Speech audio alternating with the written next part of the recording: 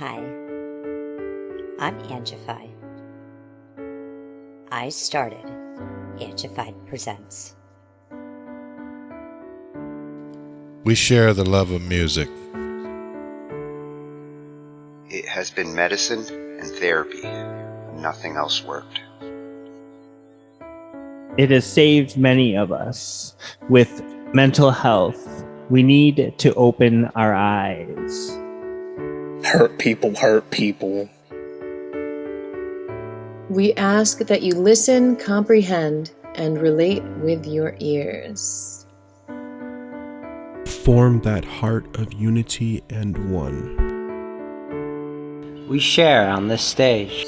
Statistics, feelings, And ourselves. we stand with the belief to be you, to be heard, and to be original. We all may be different, with opinions and beliefs.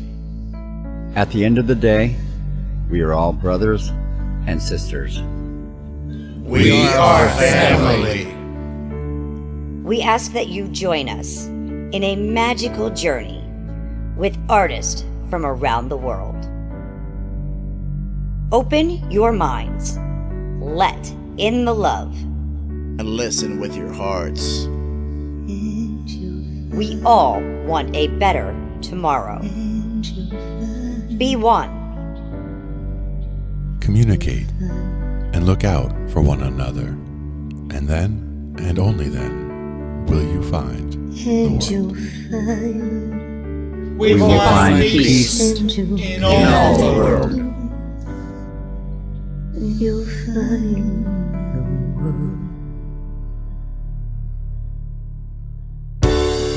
And you will find in this shining world heroes among us, and every boy and girl.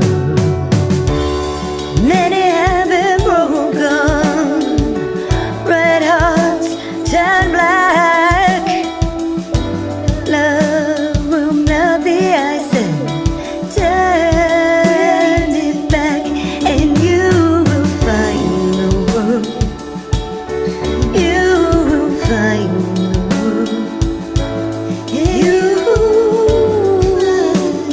find the world. And when you find a place called home, where everyone is free to roam, a whole new world, a better place for our children's futures at stake.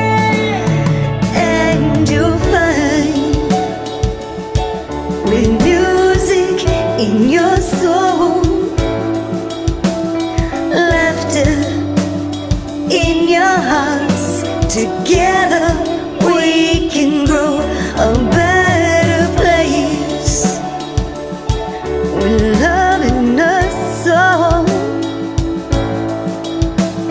And you will find, together we can save it all. And you will find, a place called home, where everyone is free to roam, a better place, a whole new world,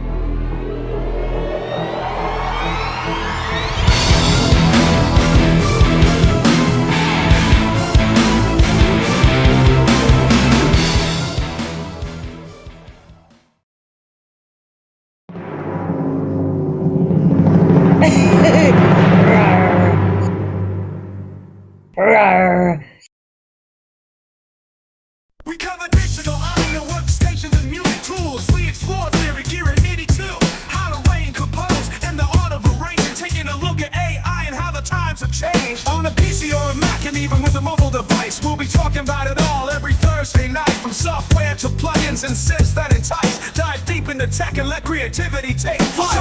Talking IT. We're talking IT. Come and join in and have some fun. It's highly educational with a lot to learn. From bedroom producers to seasoned pros, we're breaking it down so knowledge grows. Whether you're a DJ or a beat making wizard, we got the tips and tricks to make your sound sizzle. Mixing and mastering, that's our jam, with the tutorials and tips on how much RAM. Get the best quality from your setup and gear. Tune in every week and lend us your ear. We're talking IT. Come and join in and have some fun. It's highly educational with a lot to learn. We're talking IT.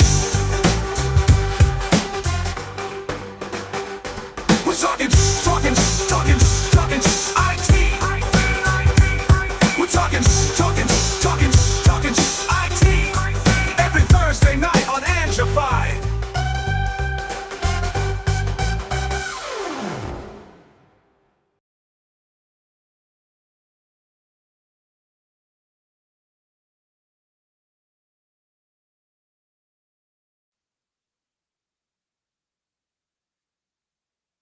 All right. I think we're getting some little blips here from Tony, so we'll see if we get him straightened out again. But we're back again. There he is on a Thursday. Give him a second to settle down here, get his camera going. And we'll see what we got happening for tonight. I know we've got some things on IT mergers. There he is. Moving along.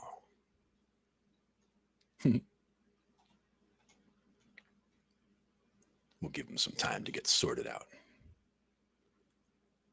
I see movement. He'll be back.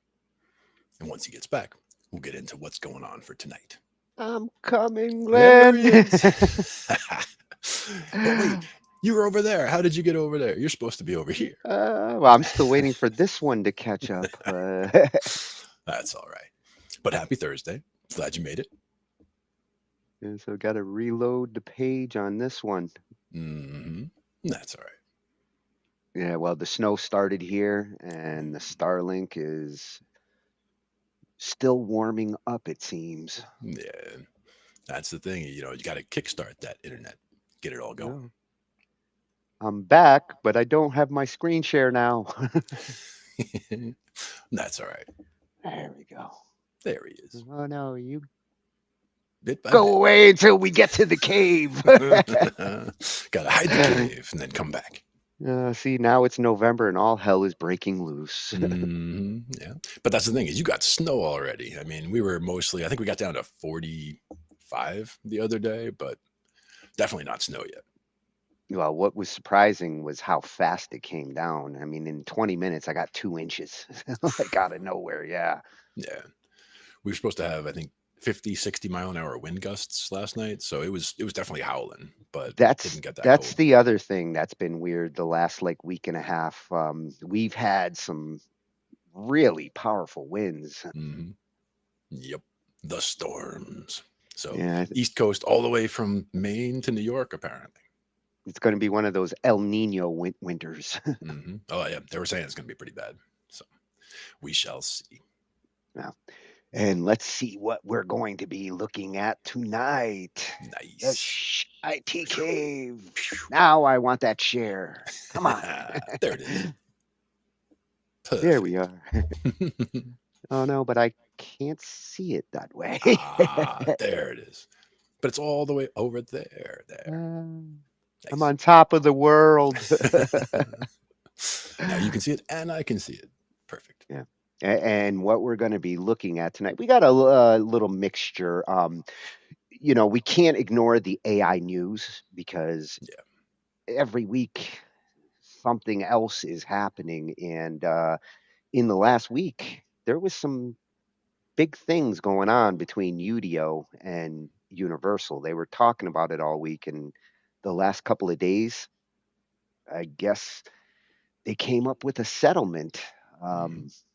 and I'm still curious as to the details behind this, but our AI channels and our YouTube channels that we follow, they're all talking about it, and Yeah, because it's there's big some news, big doings. yeah, there's some mixed opinions. Yep, as there always will be. Yeah, so the first one we're going to look at is the Udio UMG merger, a new low for record labels. So we already know how he feels here. This one's going to be coming from Featherlight Studios. Okay. And then we're going to slide over to some theory based videos for tonight. We're bringing the music back in. And you know how I've always said I'm slow with sheet reading. Yeah, So when I I was came always across bad at sheet reading. Yeah. yeah, when I came across this one, I'm like, oh, I wonder if maybe there are some good tips to help me speed up my sheet reading skills. Yep. And this one's going to be coming from Musicians Inspired. Nice. I was inspired to see a video like that. And actually looking just even at the way the sheet music looks for those chords right there, that's ones where you can sort of identify certain things, right? Like you can see having chords that are stacked like that, those are stacked thirds. So that does make for a chord. So that's important to recognize, whether it's three spaces like that or three lines in a row. What do you recognize that symbol in the middle one? Yeah. Half sharp. That's a half sorry, sharp, huh? neutral. Let's say neutral. Yeah, Which is yeah, supposed to and be half sharp, but yeah. yeah, and when I saw that, I was like, I've never heard this term, and in all my music theory, I would have thought that one of my teachers would have mentioned there's a neutral. We'll see how it looks like if you took a sharp and you just took one of the lines away, right? Like that's kind of what they're going for there for neutral. Like it's sharp, but not all the way sharp. I think is what we're going after there, but we shall see. So how do you hit a note halfway in between? Oh. That's how I do it. This one's a freshie channel at me or my you official. And I couldn't help but be intrigued by a musical term that is new to me.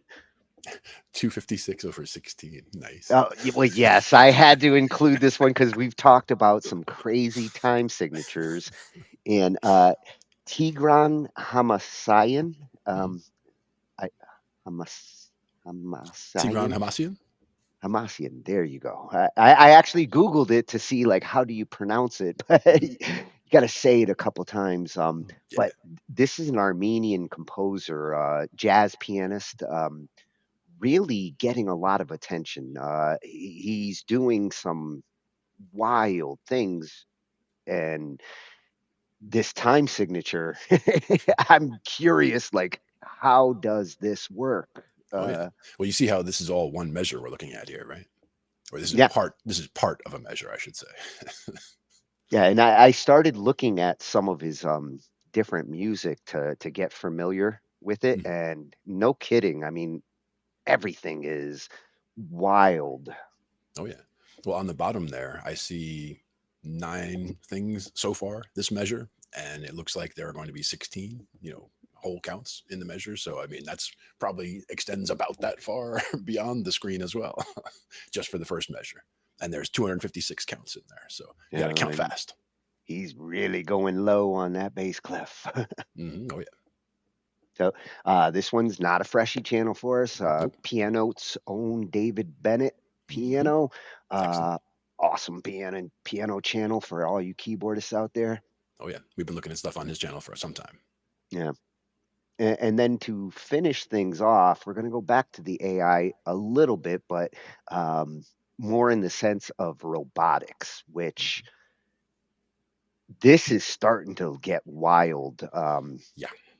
What the robotic companies are starting to be able to do now that they've got good AI to work with. They're starting to build skeletal and nervous systems into these robots, and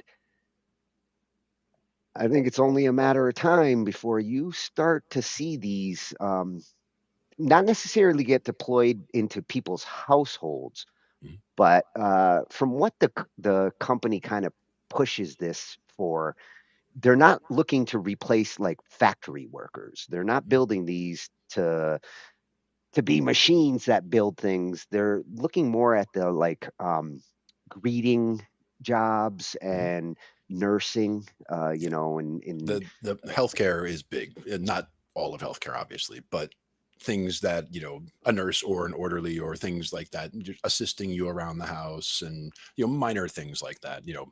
For some of those types of things, some of the robots they were working with, they were working on pneumatic muscle structure, where they're using like yeah. using air pressure Oh, for or wait till you see what they're doing in this nice. one. That's exactly some of the technology and the approaches they're taking. Yes. Yeah, nice. Yeah, I'll wait. and it is designed to be like assisted living kind of companion. Right, exactly. And I see them, starting there. And I mean, again, it can be adapted to be, robots to build things if they needed to, or if we get to that point, or if we decide that becomes something we want to pursue. But Well, to start with this is a good place. humans, it's only going to be a matter of time before someone says this could be a sex bot, and that's I mean, that's where it's going to get crazy. they already said it and they already did it, I guarantee. So, I mean, there is Yeah, that. I actually went down this rabbit hole investigating some of that technology with someone, like what they've gotten to in just this short amount of time. I mean, we're talking 6 months, and they're at this level here. The design on this is incredible. Sure. Yeah, this one's going to be coming from at AI Revolution X over on YouTube, and a freshy channel for us. But I'm definitely going to be going through some of this because I really want to see where robotics has caught up to some of this AI. Oh yeah. And I mean, it wasn't that long ago that, robots are having trouble walking without falling over. I mean, it has been incredibly rapid how the field has come along. And, it's not just processor density that has made that happen. I mean, there's so many different fields and so many different things that had to come together to make I, this all stuff happen. I think the AI chips that you've seen developed, especially in the last year, were what they were waiting for. When you see the chip design that they implemented to get this thing can dance, Sure. and it's got 3 different CPUs to deal with its sensory and how it reacts to its environment. These chips are definitely opening the door to these possibilities. Gateway technology for sure. Like in order to do these things, the enabling technologies had to mature to a certain point, and they come around at different times. But as they all come together, then the whole system becomes possible. So it's incredible to see this stuff coming together. Yeah, and with AI, it's a catch-22. Some of it is enabling, and some of it feels like it's disabling. Some of our creative skills, which is why we're going to start with this one, because Sure. when it comes to the creative AI and the artists out there who are worried about, like, what's this technology going to do in my career, we look at it with Miss Crystal and how she's like working on the legislation from that side of things. Yep. This lawsuit that kicked in with Udio, there were 3 major record companies that went after them. Right. But the big one was Universal. And Universal this whole year has been really making a lot of noise in news, not just with the AI side of things, but like how they're dealing with their content ownership and not allowing platforms necessarily to use any of their material. And this is a company that owns a big chunk of our entertainment, so kind of hard to ignore when a company this big is doing what they're doing. Yeah. And again, it comes down to if it's talking about training data for AI and not being able to use it for that, that's one thing, but not being able to use it at all, that's a whole different thing. Yeah. Well, and a lot of that AI debate and with the record companies was about how the AI companies were using the material to train. Right. That was the big contention coming from those companies. Right. Well, because again, I could just say to some of these AIs, I could say, okay, play me some music in the style of Led Zeppelin or whatever, and it would just do it. I mean, it could make something that sounds authentic that way because it was trained on data, so it knows what it's supposed to sound like. But if it wasn't trained on that data, it wouldn't know what Led Zeppelin sounds like, so it wouldn't be able to give me that. Yeah, and some of the newer ones, like Suno does have a feature in it to say, I want this to sound like this or in a style of. Mhm. It's gotten a little more restrictive with that feature as some artists have like made it clear they don't want AI mimicking them. Yeah. Well, in some ways, I've seen it as, YouTube videos where it's like, what if the Red Hot Chili Peppers were a reggae band? So it's basically all Chili Pepper songs, but reimagined in a reggae style. And to me, that's creative. It is new transformative content. So I don't have a problem with that. But if the artist had a problem with them being shifted that way, they could certainly complain about that. Yeah, in those use cases, I see that more as like fantasy songwriting and like what ifism, where Yeah, exactly. there's no real harm done to see what Metallica would have sounded like if they were a 70s country band. Right, exactly. It's But fun if you to start, explore that concept. if you try to sell that album, that's a different story. Right? Yeah. So that's where, there are certain lines that are drawn on those things. And, if things are staying respectful of those lines, then everything should be fine. My hope is with that kind of fantasy approach to songwriting where people get an idea of a certain sound, the real creative musicians out there who hear it might find some inspiration from and say, you know what? I like that kind of sound. I'm going to write something like that. And that's where I see it as a tool. It's a way of exploring certain things that might have taken you too long to explore if you were trying to write it out note by note, piece by piece. But the AI can help you explore that whole style and say, hey, I like that aspect. I like this part here, and be able to incorporate those into a new creative work. Oh, Angibot's present. Excellent. I felt your presence. So let's see what we have on Universal and Udio. Yeah, Maha, we're going to upgrade your knowledge now. Definitely.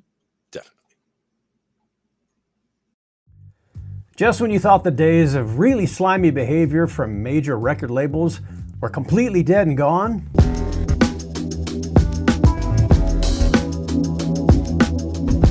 hey guys, it's Steve from Featherlight Studio, and I want to officially welcome you to the wild, wild west of AI-based online creation tools. It has been a bumpy week in that world, especially the last couple of days, and especially for Udio users. For those of you that are unaware, and I can't think of many that would be, Udio is one of the largest online AI-based music creation platforms, much like Suno. Real quick, the long and short of it is that the world's largest record label, Universal Music Group, settled their case with Udio. Now, settle is different than a judgment. A judgment sets a precedence and a lot of other things. This just means that they came to an agreement basically out of court. And it's largely because UMG kind of backed Udio into a corner that they weren't likely to get out of. The whole thing started originally as a fair use argument, but that took a pretty quick turn when that case turned into more a data acquisition argument. How the actual data was obtained. Unlawfully obtaining the data became the foundation of that original court case, and then as that started to get more and more clear where that was going, I think Udio saw the writing on the wall. This isn't just Udio's problem, this is Suno's problem and Musicful and a lot of other people's as well. And even though it doesn't set a precedence, it's probably going to open a Pandora's box of other things in the future. Let's dive in and find out exactly what it means, who it affects the most. All right, so a little bit of backstory here real quick. Suno, Musicful, Udio, all these kinds of online creation tools have been a real resource for content creators and things, and that's been a boon of an industry generating billions of dollars for these companies. That got them into pretty quick legal hot water as the three largest record labels, UMG and Sony and Warner, all sued against these online content creation or AI-based content creation companies. At first, it started out as kind of a fair use argument, and that ship sailed probably quite some time ago with the whole concept of MP3s and stuff, so that wasn't really a terribly effective argument. But what was effective was their shifting gears and made it more about how the data was obtained in the first place. The case quickly turned into an unlawfully obtained argument, meaning they actually just ripped all this information off of online sources, and that's how they got their data to train their AI models. Well, that was a much more effective argument because the courts jumped all over that. Now, with UMG basically giving, Udio an ultimatum, I think Udio in this particular case saw the writing on the wall and realized they really got backed into a corner and had nowhere to go, and they finally settled. Maybe more importantly is the fact that they've settled to create a different product altogether than the Udio you know and love. That ability for the upper tiers of their subscription models to have, commercial use protection and copyright protection and all that kind of stuff, that's not on that site anymore either, so none of that exists. And basically what they're saying by this settlement is that, buyer beware, use that stuff at your own risk. And there's gonna be quite a bit of risk because this is going to set a standard. Whether it sets a precedent or not, that'll remain to be seen, but this is definitely going to set a standard, and I think a lot of other companies are going to jump on this same sort of coattail and see where it goes. All right, so let's talk about who this really affects. Who this affects the most, the people most impacted by this decision, clearly are going to be the subscription user base that already exists in the Udio universe. They're the ones by far and away that have been the most screwed over in this, especially those people who bought that service a year in advance to be able to take advantage of those discounts and things.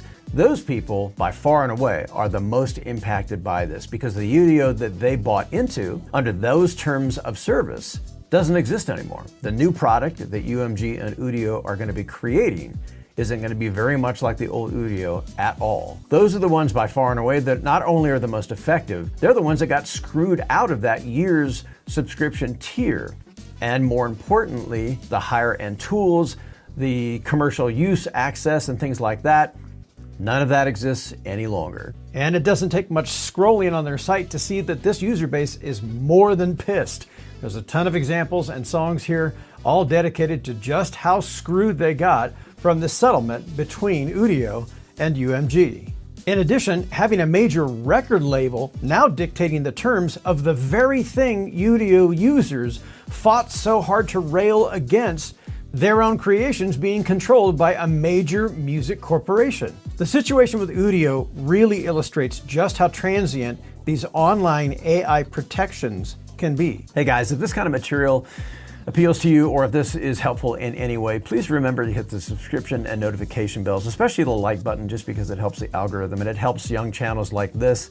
All right, let's talk a little bit about copyright and commercial use protection, since the previous terms of service advertised heavily that the top two subscription tiers would benefit from commercial usage rights and copyright protection. Well, those previous terms of service, that litigation, that argument doesn't exist any longer and has changed completely. It'll be a completely different terms of service when this new product, this new version of UMG/Udio is released. That protection, those commercial usage protections, don't exist anymore.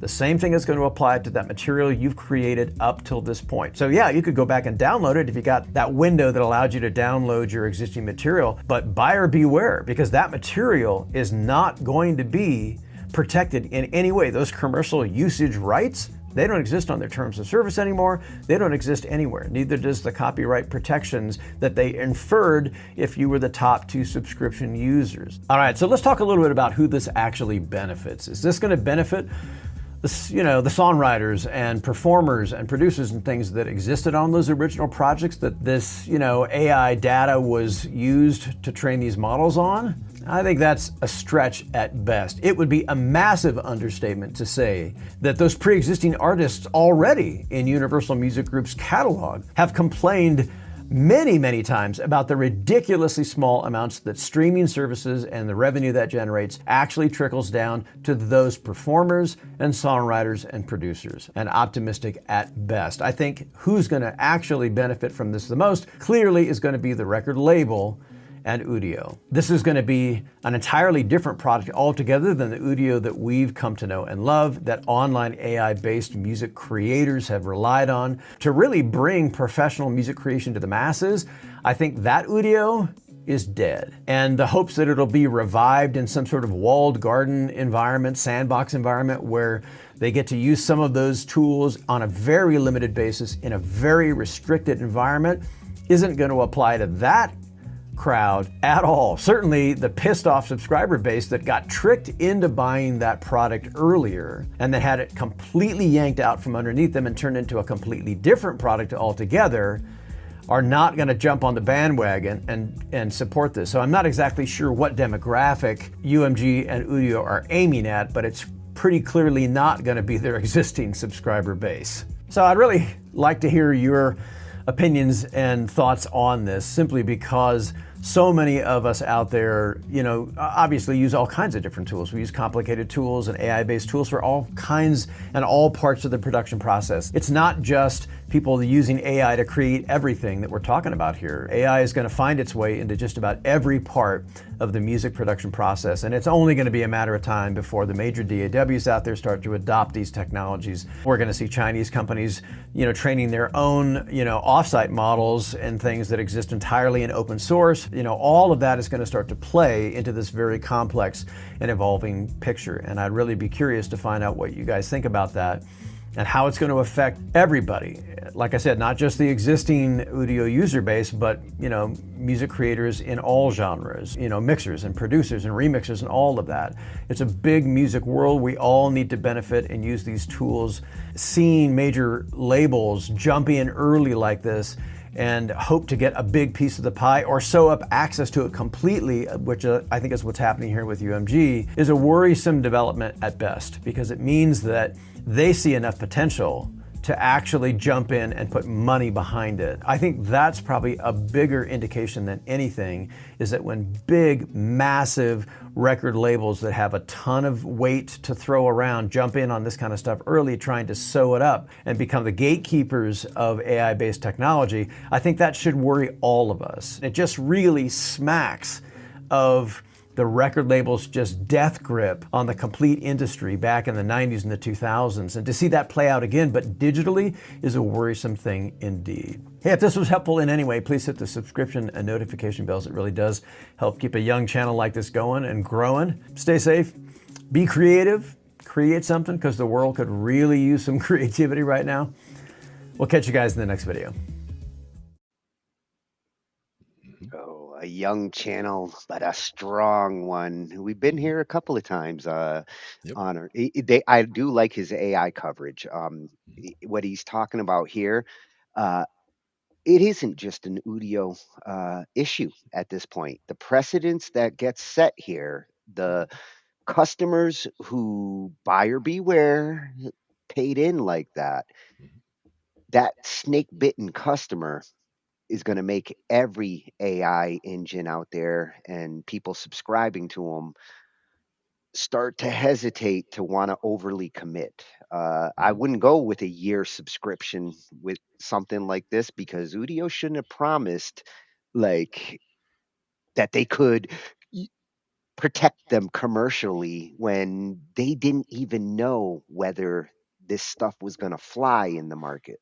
Yeah. And again, that's something that it's been evolving so rapidly that, who could know, at the time, that's one of those things where it all changes so fast. So it is something where you're right. They shouldn't have overpromised, and, changing terms of service on a site like that. I understand that it happens, and I know it's in response to something like this. And, we don't like to see things like this when it comes to big lawsuits like this. Do you normally see that big of a change in terms of services? Well, it depends. On a lawsuit like that, I can see why. And at the same time, it's one of those things where, I don't know. when it comes to the industries like that, you understand the numbers involved are so huge that there are going to be settlements. There are going to be things where even if it was something you could win, you're going to settle instead of, going in to try to win because it would be protracted and end up costing a lot in the long run. I like the fact that it came back around to the unlawful acquisition because that is really where it should start. And that is really where the basis should be. Because if they start there, then anyone who wants to come out with a product needs to show that they, properly sourced the materials for the training of the AI. And that should be a start of a bare minimum, at least. Yeah, and he brought up some good points about the walled garden approach, Right. which I think that's all I, they could really I offer don't at that see point. that. I don't see that working with Udio at this point, because of the way things change so quick with them with this settlement. But you are going to see other AI platforms. I mean, there's some of them that are going open source now, and it's true that, like, when it comes to the Chinese platforms, they don't always follow international copyright rules and Not info. always. I don't think they even try. Yeah. So what happens if, like, this chunk of the world starts following this standard and these rules, Mhm. but artists and people using this still have options to go use something else that doesn't follow these rules? How are we going to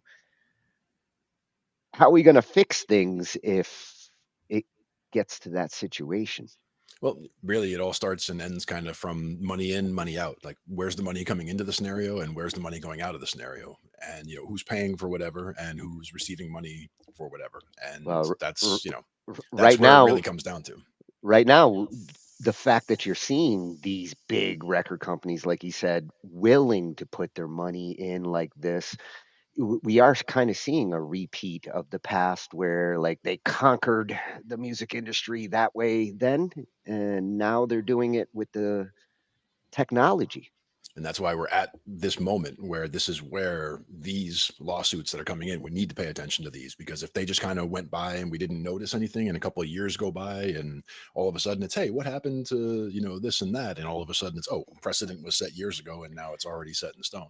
Yeah, and not all precedence gets done in court. I mean, Right. court is where, like, precedence starts to get carved in stone, but the Well, the precedence legal term precedent here. is a little different than setting a precedent in general, but yes, this is it's it's about setting a precedent. Yes. Yeah, I think this is going to slow down some of the commercial AI marketing where they're really trying to get subscribers Mhm. and $10, $20 a month or get it for a year. That's what all these AI engines are hoping to be their service. Mhm. Yep. Moves like this, the same people who were subscribing to Udio might be subscribing to multiple AI platforms and might be hitting cancel on more than just one service here. Mhm. Yep. And again, that's getting back to the dollars in, dollars out. If it's a subscription based service and your terms of service have changed where you're not getting the same service that you paid for initially, I don't see why you wouldn't cancel. Well, the amount of refunds and the amount of cancels that probably happened after this announcement probably tanked the company. I mean, Yeah, I mean that's that's the kind of thing that can that's happen too for sure. big, too fast for most companies to be able to handle. And Well, did you Udio see the was on a backlash? roll. You saw the backlash on their own site. How many songs actually had "fu" in Yeah. in the actual title? I mean, that's not a good sign for sure. Yeah, you can't piss off your customers that much. But it's an evolving situation, and that's where week to week this can change a huge amount. So we have to really stay on top of this stuff. Really. Well, that's why I'm glad the channels we do follow, the ones who do keep up on this. I'm dying to go see what Miss Crystal's. Yeah. I haven't checked her site since this announcement, and I'm Hmm. sure she's got something to say Yeah, there. absolutely. I guarantee it. That was at Featherlight Studio over on YouTube. Mhm. Great industry information coming out of this channel. Absolutely. Yeah, yeah, this vocal replacement video, I do want to go check that later. Hmm. Yep. So now that we got the AI out of the way here, we're going to look more at music theory from the sheet reading perspective. It it seems like more musicians nowadays, they tend to learn from like lit up keyboards and Yep. tabbed. Tab for Sheet guitar, sure. music doesn't get the kind of love that it used to get. But at the same time, I think all the like professional musicians out there, the orchestra musicians, it's kind of a necessity to be able to read the staff.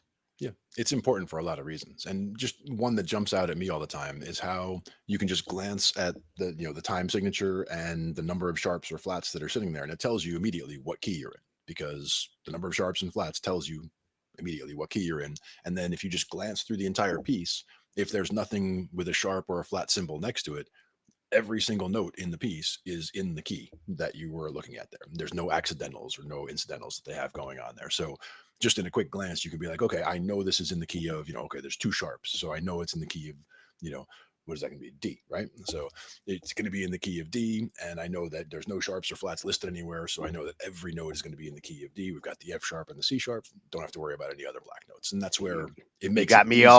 You got me all aware of the sharps and flats and being Yep, and laser in, because that's the first thing I look at when I look at a piece of sheet music, because by looking at that, you can get homed in. Is it flats or is it sharps? That tells you which side of the circle of fifths you're on, and how many tells you how far down.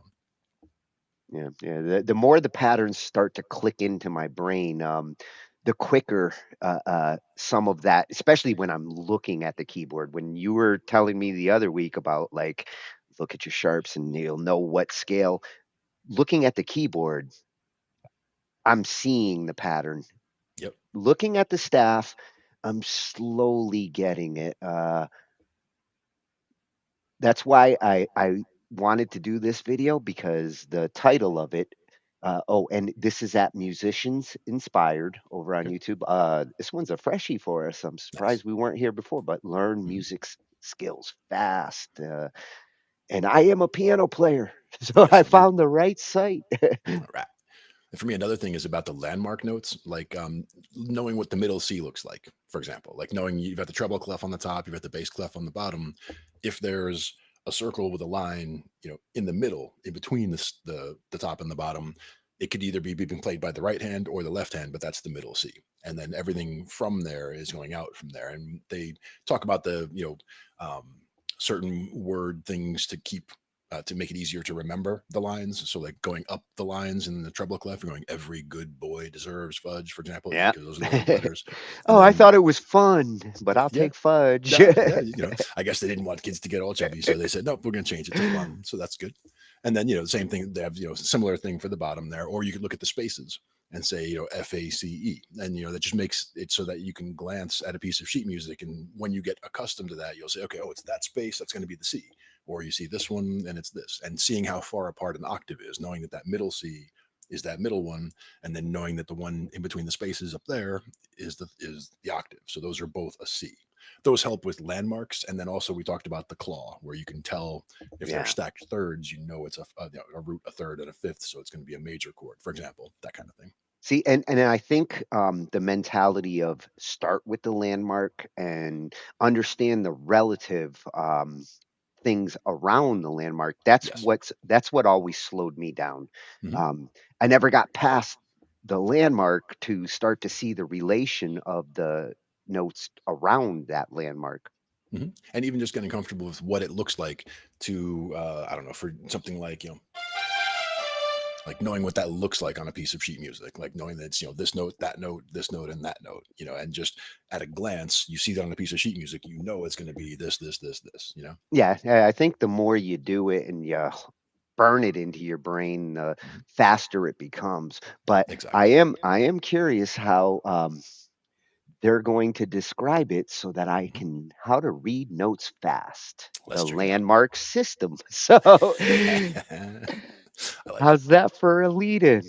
I like it. It now makes sense. All right, in this video, I'm going to teach you as quickly as I can how to read notes on a page. So first, here's a piece of music. We have the title at the top, the composer in the upper right-hand corner, and the music below.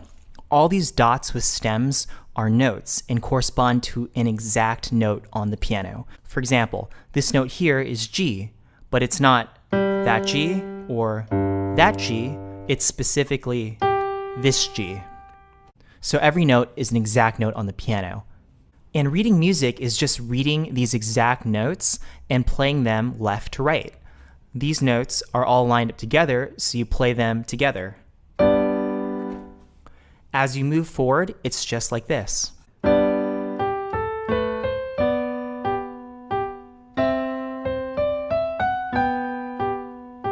Okay, now that you understand that each of these notes corresponds to an exact note on the piano and playing notes is just playing it left to right, now let's get into actually how to read these notes. So notice these notes fall into two areas, a top area and a bottom area. Each of these areas is called a staff, the foundation upon which notes are drawn.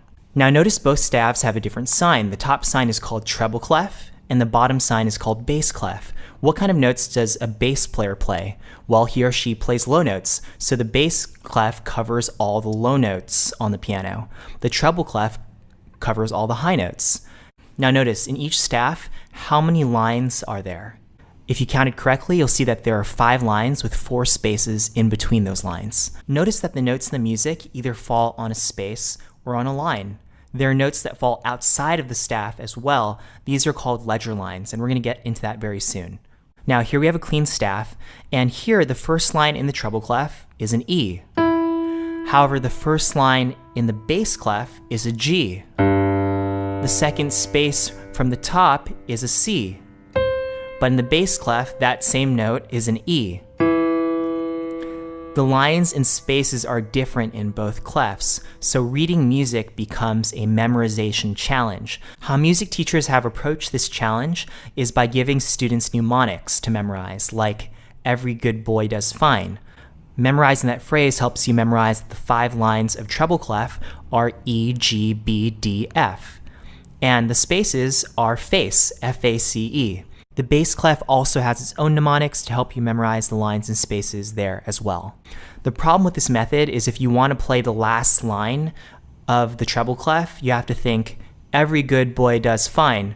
Oh, it's an F. That's slow and painful because you have to go through the whole acronym to get to that F.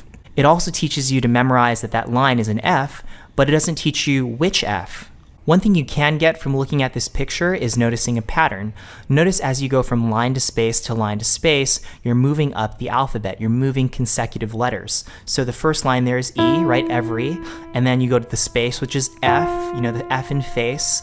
Then the next line is G, then the space is A, and you go up to B, and the next space is C, right? And then line, space, line, you're at F.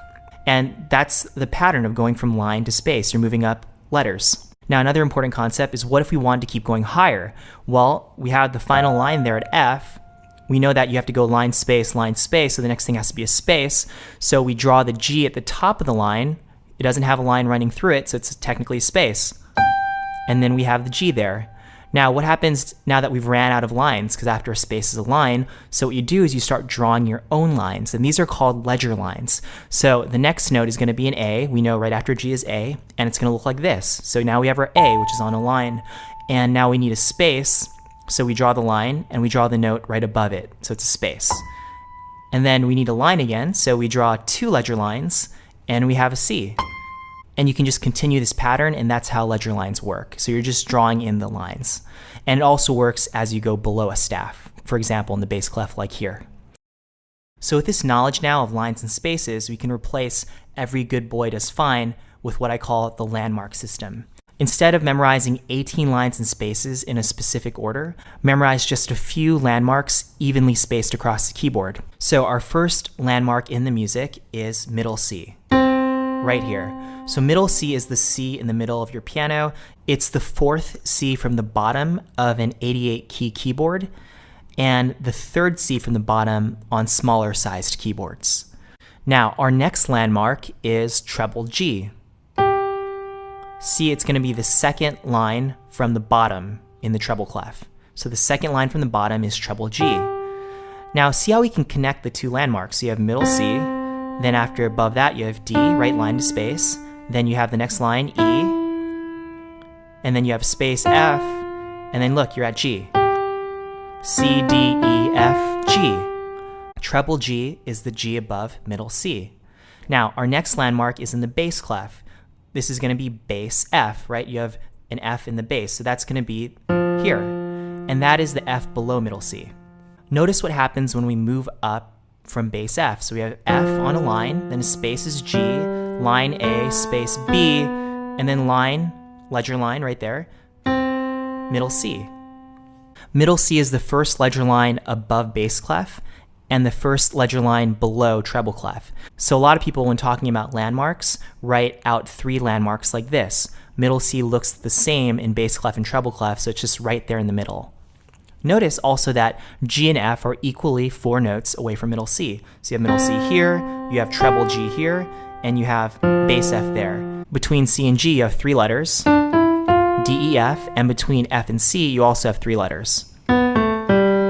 And visually, you can see a sort of relationship. Treble G is the second line from the bottom of treble, and bass F is the second line from the top of bass clef. Now that we've memorized these landmarks, figuring out the notes around them is easy. If this is G, what is this note? Well, it's right above G, right? So right above G is A. And this note here, what would that be? Well, it's right above middle C, so it's D.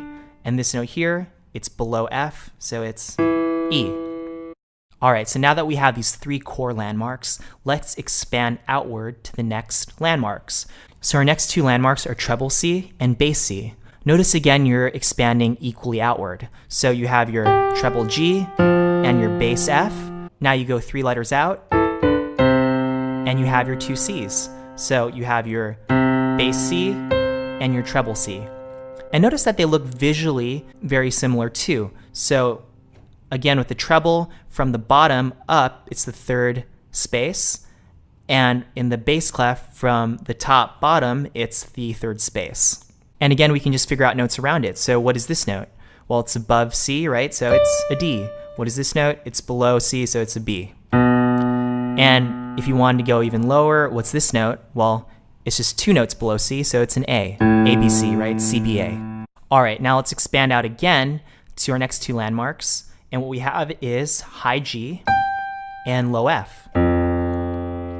And visually, they look very similar too. High G is touching the top of the clef in treble clef, and low F is touching the bottom of the bass clef, right? It's the space that's touching the outsides. And say we look at high G here, right? Above high G is our first ledger line. That's an A. Then we have the space, B. Then we have 2 ledger lines, C. And that's our final landmark. So we have high C, which is 2 ledger lines out. Can you guess what low C is going to look like? Well, it's always going to be like a mirror, right? It's always going to be an inverse. So 2 lines out is high C, 2 lines out is low C. So 2 lines below the bass clef. So there we have it. We have our 9 landmarks. In treble clef, the landmarks are just C's and G's. And in bass clef, the landmarks are all C's and F's. Visually, it's easy to remember. On the outsides, you have high C and low C, which are 2 ledger lines out. And then you have high G and low F, which are touching the stabs on the outside, right, just on the space. And then within the clefs, it's inverse. So you have your treble C, which is 3 lines from the bottom of treble, and you have your bass C, which is 3 lines from the top of bass. And then from there, you have your treble G, which is 2 lines from the bottom, and you have your bass F, which is 2 lines from the top. And then right in the middle, you have your middle C, which looks very similar in the treble and the bass clef. And because now you know the line and space relationships, you can figure out the notes around these landmarks very easily. And if you memorize these 9 landmarks, you'll have access to all these notes. If you're interested in becoming a fast note reader, I've actually already created a note reading bootcamp where I go in depth on this method and drill you through exercise after exercise until you can read notes really fast. Feel free to check that out in the description below. All right, thanks so much for watching, and I hope to see you again in another video. Oh, thank you. That actually cleared up a couple of things for me. I don't think I'm ever going to do that every good boy approach anymore, because seeing the C's in relation to, and the middle C being one line under, Yep. one line above. Yep. Right in the middle. My mind went when I realized that. Now, the other thing is that covered from the middle C, and we went out 2 octaves, right? And that going out to the 2 octave C, that gets you 2 ledger lines above. Well, there's a whole nother octave above and below, at least on our main piano. So what do you do then? You'll see a little line where they'll do like an 8 VA, where they're telling you it's an octave higher. They'll show you those same notes, but they'll just tell you that whole section is an octave higher or Do an it octave up lower. here. Right. And that's what to tell you to get the really high notes or the really low notes without having to get crazy with 15 ledger lines. And same idea. I don't want to have to count. Okay, is that 7 ledger lines or 8? What? And that's just it. What used to really screw me up is when I started seeing ledger lines, and I'm like, okay, well, I already know every good boy deserves fudge or fun, and every good boy does fine. I like that one too. I like that one. But whenever I saw the ledger lines, my brain would go into spaghetti mode, and now realizing that 2 ledger lines up and on the bass clef, 2 ledger lines down, I am at my C's. Yep. Realizing how that relates to my 88 key keyboard. But also, if you see that the whole phrase that you're trying to play gets up to a point that's 5 ledger lines up or whatever, but if it gets there by hitting every line in space on the way there, that's every note. And there's no sharps and flats listed, that's every note in the key that you're playing. So if you're playing in the key of C with no sharps and flats, well, I think that's why you can just that's why it's good to understand this at the C scale level first. Right. And then when you're actually looking at I was calling out the notes like I picked it up so quick. What he was explaining by the middle of the video, I was like, "Wow, I do know that note." Exactly. But when you look at a piece of music and it's this whole mishmash of timing, well, if I see a sharp next to it, then I know it's a C, but it's a C sharp. Exactly. See, and knowing what key we're in by looking at the time signature and looking at the ledger lines at the beginning there to see if there are sharps and flats listed, because that'll tell you the whole piece is in this key, and they can change in the middle of the piece. There are pieces of sheet music that will change key from one section to another, and they will list and show you a different thing. So 3 sharps over here and 4 flats over here, for example. Well, first I'm going to grasp the concept, and then you can throw me into different scales. Oh yeah, absolutely. But this is a great place to start, because again, when you even just glancing at any piece of music in any key, if you don't see a lot of sharps and flats listed, then those notes are all in that key. And if there are a lot of sharps and flats listed, those are all outside the key, and it should sound that way. Yeah. I really wish that landmark system had been how I gotten introduced to the staff in the early days. Is this a newer thing, or has this been around for? Sort of. And I mean, I never learned this when I was learning piano as a kid. It wasn't part of standard piano lessons, and I had 3-4 different teachers and took piano lessons for 15 years probably. But in all of that, it was just drilling on different scales. So you'd start at the key of C. And I mean, it was scales like going 2 octaves, like on an actual piano, starting from low and both hands together, going very slowly and steadily. You go up 2 octaves, and then you go out 2 octaves and come back in, and then go up 2 octaves and then back down, and then out and then back in and back down. And the thing is, from going down, starting to go up 2 octaves, right? Or you go the first octave up. It's different timing, different for the fingers, because you're going, with the right hand, you're going 1, 2, 3, and then scooting the thumb under. So you're going 1, 2, 3, 1, 2, 3, 4, 5. For the other hand, you're going 5, 4, 3, 2, 1, 3, 2, 1. So it's, once you get that timing down with the 2 hands, you got to reverse your brain. And that's also why you go up both hands from down there, where you're doing those opposite. When you get to the middle here, you go out. Now they're both doing the same. So they're going 1, 2, 3, 1, 2, 3, 4, 5, 1, 2, 3, 1, 2, 3, 4.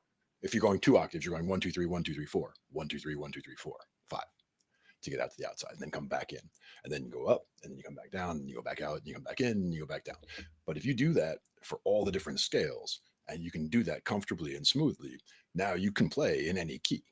And there's not that many scales. That's the thing, is once you're comfortable with C, you start looking at, okay, G, 1 sharp. So now you've got to get that F sharp involved. And once you're comfortable with how that feels, and you say, okay, now I feel how it feels to play in G. Now you can move to the next one, and you move through all the different scales, getting comfortable with each.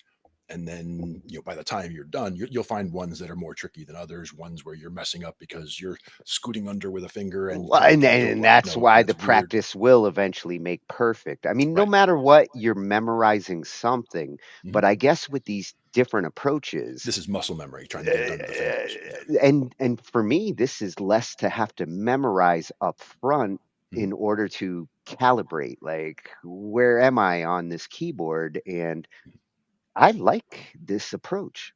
Oh yeah, absolutely. And again, I'm it's gonna. a little different for scales where, scales would always look the same on, sheet music, where if you're just doing regular major and minor scales, that's all going to be no sharps and flats. And it's just going to show you you're in this key and it's just every space and, every line in space all the way up and down, because, that'll get you and just right up and down. Yeah. And that's the thing is some people get really fast with that. And then there's also, sweeping arpeggios, where I had one piano teacher who was so fast with arpeggios that it would just sound like a and the way the hand motion was, it was literally like a Mr. Miyagi thing, where it was literally like a swooping thing where it was like Wax the car. exactly. And that's what it looked like. But it was any arpeggio, she just in any key, just like she can go all the way up the keyboard like that. Just instant speed. It was crazy. Well, I think I'm going to actually practice reading because I tend to learn now looking at the lit up keyboards. If I Sure. see the keys being played, then translating it in real time, Mhm. I'm pretty quick there. But I really would like to be that quick with the sheet music. There's still tons of uses for sheet music, and I think I have, one of those storage bins, big plastic storage bin. I have one storage bin that is completely stacked with sheet music from Dad. So it's all Chopin, it's all Liszt, it's all Beethoven, it's all Brahms. It's got all of it in there. So we will definitely break some out and take a look at certain pieces, see what jumps out at us. yeah, I wish I kept all my sheet music books. That I had a whole closet of it from 40 years of collecting, songwriting books. And Mhm. when I moved, it was like, this is a big ass closet of books that I never used. But now, like, you can find the sheet music for practically everything, with a Google search. So Sure. We should the also talk about the real books at some point, because that's one for whether it's keyboard or whether it's guitar or what have you. There are pieces of documentation that you can find out there that has the core elements that you need in order to reproduce all these songs, with the key that it's in, the riff, the main riff that's in there, the bass line, like all that stuff can be gleaned from what's in the real books or some of these other documentation sources we can get to. So we can go over a lot of that too. I'm gonna be doing some gleaning. Nice. We should do Hey, that. Bobby, welcome. What's up, Bobby? So that was at Musicians Inspired, lives up to the tagline, learn music skills fast. I'm impressed at how quick that snapped in for me. Yeah.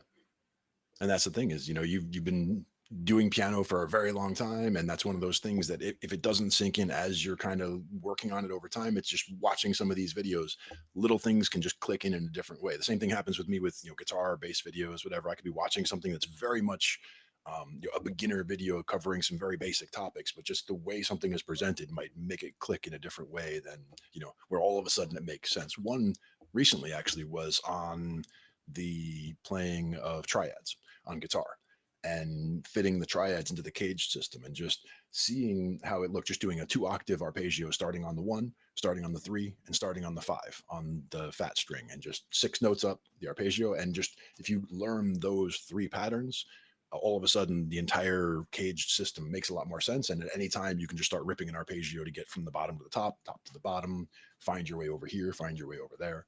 It just changes everything about the way you're looking at it. So we'll look at that video later too. Yeah, I like when the approach is easy to, or when you have different approaches and you pick the one that snaps in your brain. This clicks. Yeah. And in this case, it was one where I saw the thumbnail of the video. I didn't even watch the video. I just saw the thumbnail, and looking at the thumbnail, I'm looking at the pattern that's listed there, and I'm like, okay, so that's the E shape all the way down, but you start from over there, and then this one is the D shape down here, but it's matched into the C shape, and it's like just seeing how they all connect. And I was like, oh, and just kind of playing it in my head and going do do do do do do, like yeah. If you can explain the secrets of the universe in a thumbnail, you're good. Exactly. That's what I say. Another Freshie channel. I'm glad to have this one in our list now. Absolutely. And this next one, the neutral phrase here, I hadn't heard of this. So for me, I was intrigued. I'm like, wait a minute, there's another chord? Well, in some cases, what it might be saying, right? Like we were talking about accidental sharps, right? Like if you have a piece of music and it has what you're seeing in that first one there, that A major with the sharp. So you're in a key of, let's say you're in the key of C, because you're not seeing any sharps or flats on the line, right? We're in the key of C, but we want to play an A major chord with that sharp in there. So we're saying that's going to be a sharp C. But then on that next chord, we want to play an A minor. And if we want to do that, we have to tell it we don't want that C to still be sharp like we just said, because otherwise, once we said that C is sharp, it should be for the rest of that measure sharp on the sheet music. So this is a way of countering that, I think. So we'll take a look. And well, I'm curious what's going to happen to the C here, because if it's not sharped and the A minor is the normal C, that's not being flatted, right? No. You said it's a half sharp? Well, that's the thing, is could it be a half sharp, or it could be neutralizing the sharp that we put on the ledger line, because we told it to do an accidental sharp on that A major because we're not in the key of A major, or the A major, the C sharp is not part of the key. So the neutralizing is going to depend on the key you're actually in, and whether you're... It's going to depend on if you just had an accidental, where you just made something sharp or you just made something flat compared to the key that the song is in. Because that A major is telling us, the fact that it's showing us that C sharp is telling us that that C sharp is not part of the key. So that might be an A major in the key of C major, for example. So it's a borrowed chord, but we're sharpening that C, but now in the next chord, we want to not sharp the C. I think that's what's going on here. And so we're trying to tell it we want to unsharp the C. But let's see what they say. Well, this one's coming from at MeYou Official. That's 2 I's, MII, or it could be MyU. I'm not sure how he pronounces it, but I'm going to go with me. Sounds fair. MeYou Official. And I am curious as to what we're going to do to neutralize here. Neutralization.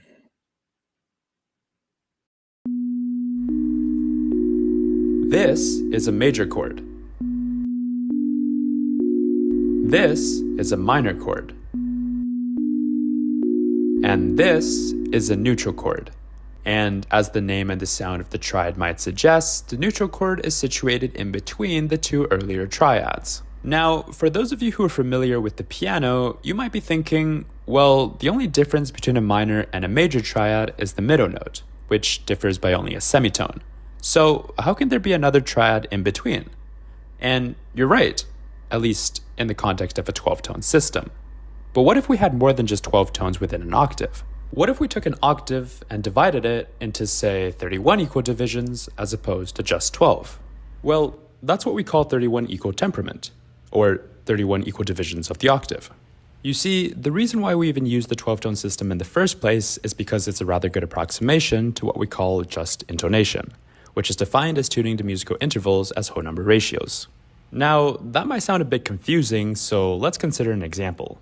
Let's take the note A4, which has a frequency of 440 Hz. If we build what's called a harmonic series using A4 as our fundamental frequency, we get a bunch of harmonics, which are just higher pitched notes whose frequencies are multiple integers of our fundamental frequency.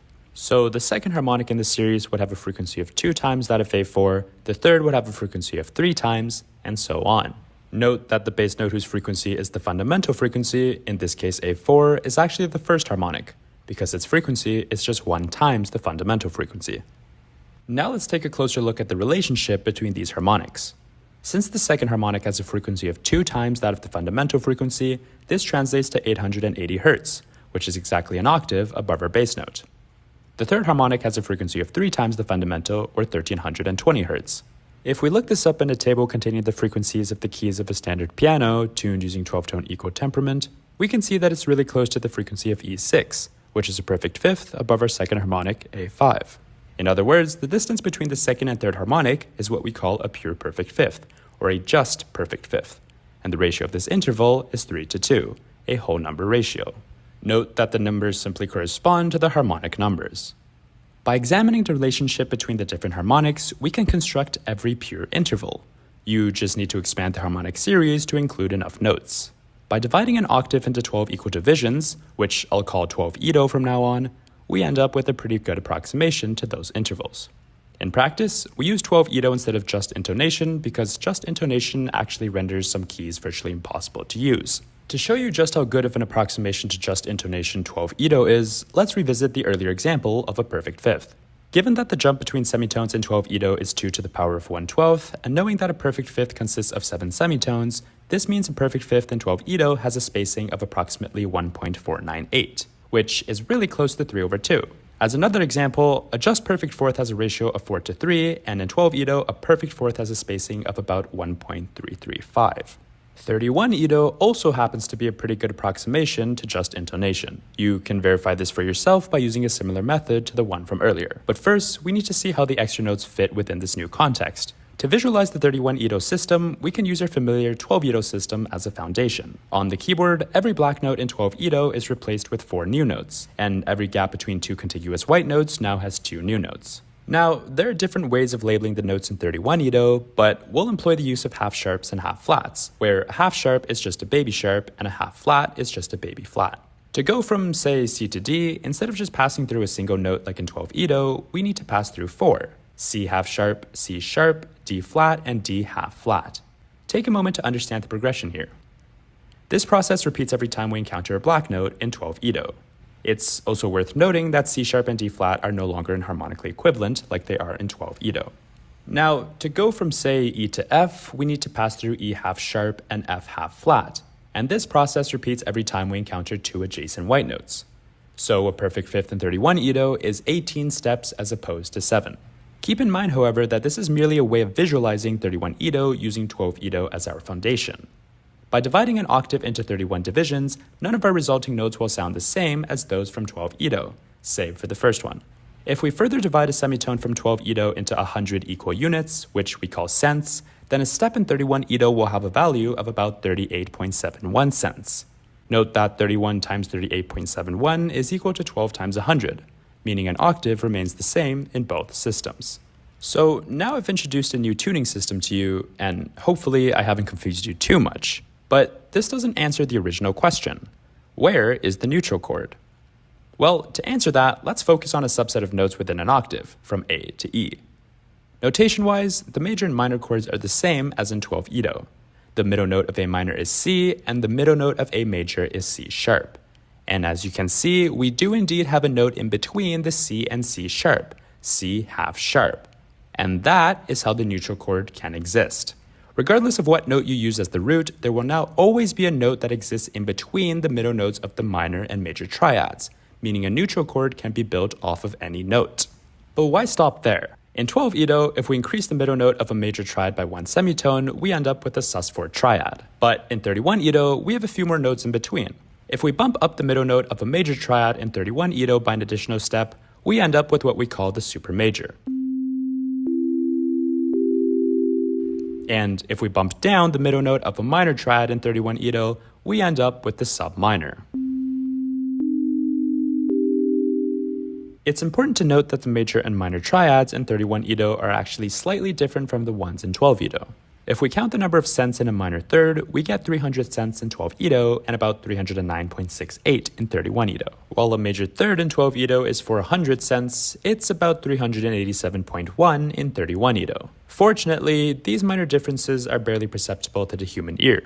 Of course, this isn't the only way to spell out the subminor, neutral, and supermajor chords. Other tuning systems allow it as well. Roughly speaking, a subminor third just needs to be in between a diminished and a minor third, while a supermajor third just needs to be in between a major and an augmented third. And it's not just triads that we have more of in 31 Udio. Think about the new 7th and 9th chords that we can unlock. Having more notes within the octave allows us to experiment with more chords, which in turn allows musicians to better express themselves. So the next time you run into a writer's block, why not try using a different tuning system? Maybe the music you're trying to write just can't be confined to a 12-tone system.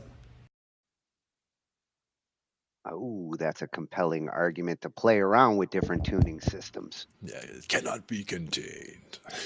Well, So it's it funny. was the half sharp. So yeah. Yeah, it's funny. We were talking about some of this before the show. With the tuning and how the hertz shift with the octaves, and when you start thinking of it in sense like that, this is some algebra music making. Oh, if you start throwing in the root 2 in there, oh boy, you lose a whole lot of people. But 12 root 2 times 7. It's like, okay, yeah, we can do that. And I was starting to think, like, imagine a keyboard where the sharps actually have segmented Oh yeah. notes that you can hit to hit the same note. Now, see, that would be really awkward because just imagine going from, if you're just playing from C to G, and there are four C sharps that you got to hit, and there's 4 D sharps that you got to hit, and there's 2 between the E and the F. So there's a lot of work to do just to and figure out the fingering on that. Like, yeah, no. So it wouldn't be as useful for that, but I would see it more as playing on a fretless, for example, because on a fretless you can very easily just a little sharp, a little flat. A lot of people do it by accident, but they are playing some half sharp and half flat stuff. Well, and that also makes me think of some of these new MIDI controllers that get into sense and will actually like play notes that are in the middle of notes. And as a matter of fact, it was not the Harpeggi, but what was that other keyboard that we looked at? Was it the Omni controller? There was one of the keyboards where you could set it into all of these different types of tunings where things were, cents apart, or you have, 31 keys in an octave, or 64 keys in an octave, or 112 keys in an octave. Like, you could set any number of keys that you wanted in an octave. And that just made it so that you could get, kind of crazy with all the different stuff there. Now, I think we might have just gotten Tony locked up over there because he looks like he's focused a little too hard. So he's probably not there. But we shall see. Yeah, just like that. But he'll be back in a second. And then we'll be back looking at this page. I'm coming. There he is. Didn't take long at all. Bam. I saw that you were focused. I said, he looks like he's just a little too focused there. I'm still processing the math that goes on in this. Yeah, exactly. But good stuff. That is some advanced thinking of notes. Like that gets into the middle of the notes. Exactly. And not even the exact middle. Like in some cases there could be 4 notes in between those 2. Yeah, the concept really does blow my mind. Yeah, but if you get writer's block, you realize it doesn't have to all be a 1-4-5 in the key of G. Well, that's part of the reason why this intrigues me is to like get out of the normal boxes. Sometimes you got to go down these roads. Oh yeah, and you'll get some very interesting. You know how if you hear 2 sounds that are very close together, you hear that kind of fluttering of the notes, where it's like it's the way we kind of tune guitars. You hear a beat. And you hear like a wah, wah, wah, wah, wah, wah, wah, and then as the notes get closer, wah, wah, wah, and it goes away. That kind of thing will happen a lot more when you start doing the half sharps and half flats. Like you'll hear a lot of that stuff happening because the notes are going to fight more against each other because they don't go together as naturally at that point. I want to learn how to wah wah. Yeah, wah, wah, wah, wah, wah, wah. Thank you for that explanation. At MIYO official, MIIYOO official. Mm-hmm. Lots of math, but well worth it. Yeah, well, if you think that math got crazy, it's time signature math time. Yeah, this time signature, I'm like, is this possible? 16 to 1, yeah. And the artist that he's going to be talking about here, this is at David Bennett Piano, awesome piano site. He's part of Pianote, one of the best piano resources you're ever going to find. And David has a way of explaining like even the most complex things in a way that I can actually wrap my head around it. And here he's talking about how do you say it? Tigran. Let's see. I didn't hear it. Hamasyan. Hamasyan. That would be my pronunciation. An Armenian composer, jazz pianist, and composer that is really doing some crazy experimental things, not just with time signatures, but all over the place. It's the time signatures, though, that got my attention here. This video is not standard. I don't see that every day. Yeah, and the title of this one was Tigran Hamasyan's Crazy Polymetric Time Signatures. And when I saw this, I actually went down the YouTube rabbit hole to get familiar with some of his material and try to wrap my brains around 256/16 time. Now, one of the odd time signatures that we hear commonly is, or a song that we hear commonly is Pink Floyd time, where it's doing, was it 8/7 time, I believe, or 9/8 time? I'd have to look at it again, but there's that one extra, the one extra over. But in this case, you're doing 256/16. So we've got 256 notes. We'll see. We'll let him explain it. But yes, it is quite an odd time signature. See, I'd understand it more if it was related to computers or something. 16 gigs becomes 32, becomes 64. Well, 16 squared is 256. So that's how we get there. Yeah, those are binary numbers that we see a lot. How the hell is this going to work in music? And we're in the key of D with 3 sharps, right? Yeah. This video is sponsored by Pianote. You probably already know that most songs are in the time signature 4/4, 4 beats in each bar of the music. Some songs, though, can be more adventurous, instead using an odd or unusual time signature, like Dave Brubeck's Take 5, that's in 5/4 time, or Mike Oldfield's Tubular Bells, which is in 15/8 time. But some songs just push the idea of time signature to its absolute limit, and we wind up with a meter like this, 256/16 time.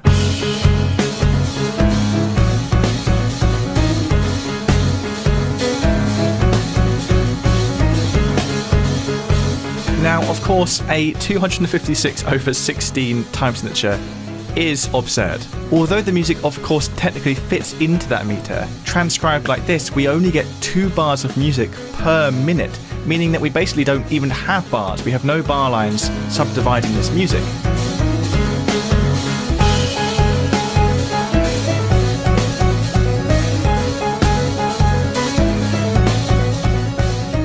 And if we don't have bar lines in the music, well, the time signature isn't doing its job, right? The main purpose of the time signature is to subdivide, to compartmentalize the meter of the music down into manageable chunks, into bars. Now, I'm not claiming that this music is in 256/16 to be obnoxious. Tigran himself actually described this music as being in that 256 time signature. The thing is, though, I think he was describing it more from a theoretical perspective.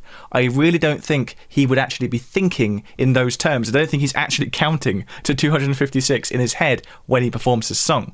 The way to really understand what's happening in the meter here, and to have any chance of actually being able to perform it, is to divide these 256/16 notes in the ultimate phrase down into smaller time signatures, into smaller chunks.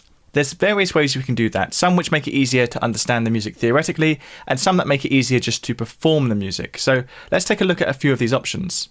If we go one layer down from the 256/16 notes, we can see that that 256 comes from 7 repetitions of a 35/16 note phrase. We get 7 bars of 35/16 time, and then 1 bar at the end of 11/16 time. So that's 35 7 times plus 11, 256. That's how we're getting to the 256.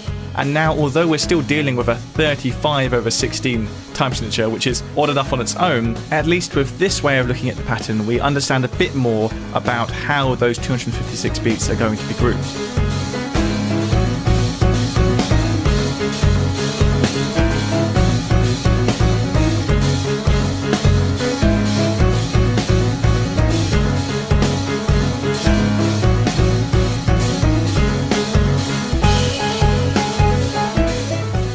But asking a performer to deal with a 35-16 time signature is still pretty unrealistic. So what we need to do is look within that 35 beat phrase and see how the beats within there are subdivided and choose even smaller time signatures to get us down to something a bit more reasonable.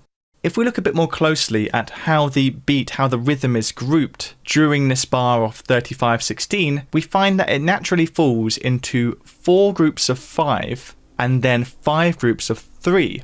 So let's reflect that in our choice of time signature. So that would mean rather than getting 1 bar of 35-16, we instead get 4 bars of 5-16 and then 5 bars of 3-16.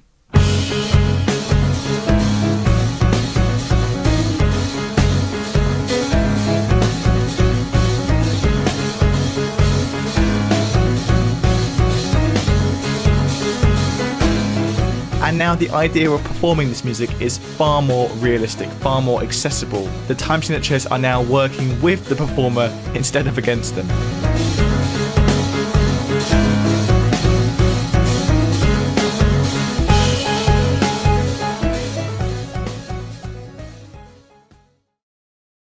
Pianote is an online interactive resource for learning how to play the piano. You might already be familiar with Pianote's YouTube channel, but they also have an excellent online service where you can access tons of exclusive videos and resources to help you not only learn songs, but develop skills which you can then apply across your playing. Pianote have a massive library of classic songs that you can learn, and the best thing is that when you're learning from the sheet music, it's synced to the original record to help you work out where you are in the song. And you can even adjust the speed of the playback, add a metronome, and create practice loops to help you master particularly tricky sections.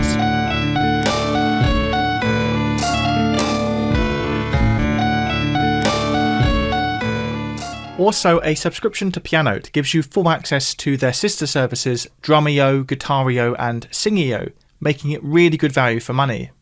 To learn more about Pianote, follow the link in the description, and do consider subscribing to their YouTube channel.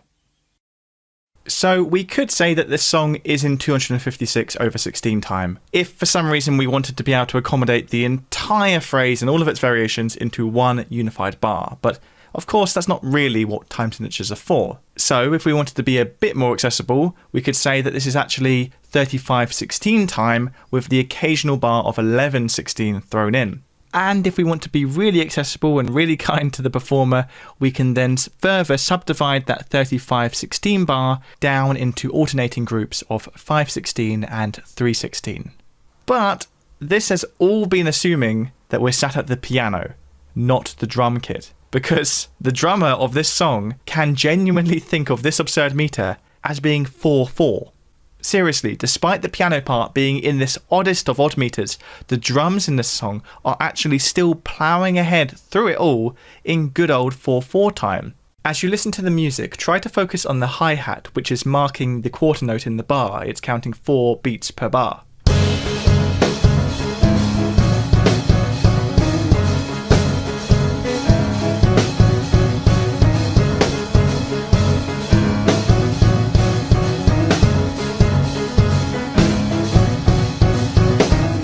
What is happening here is what's called a polymeter. 2 different meters, 2 different time signatures, playing at the same time in a unified tempo.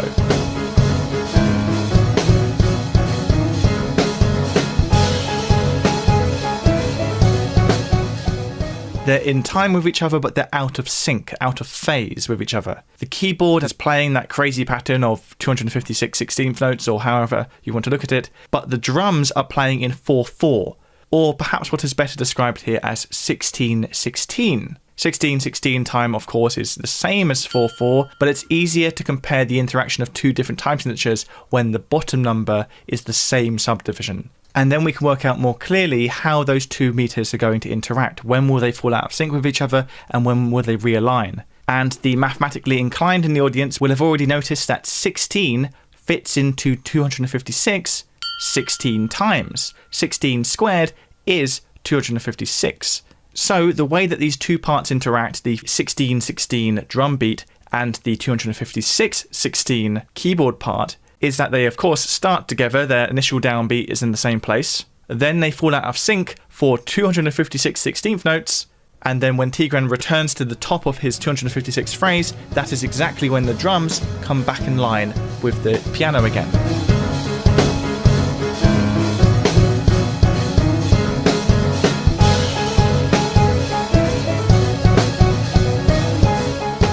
So this is a 16 against 256 polymeter. Or, if we simplify it down, a 1 against 16 polymeter.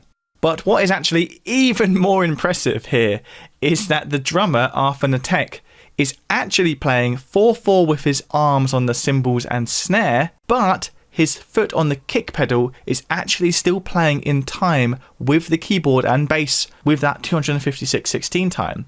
Half of his body is playing 1 meter and the other half is playing a different meter. Here's a video of Arthur playing along with the track, and you can watch how the top half of his body is in that 4/4 time, but his legs are matching that 256 pattern.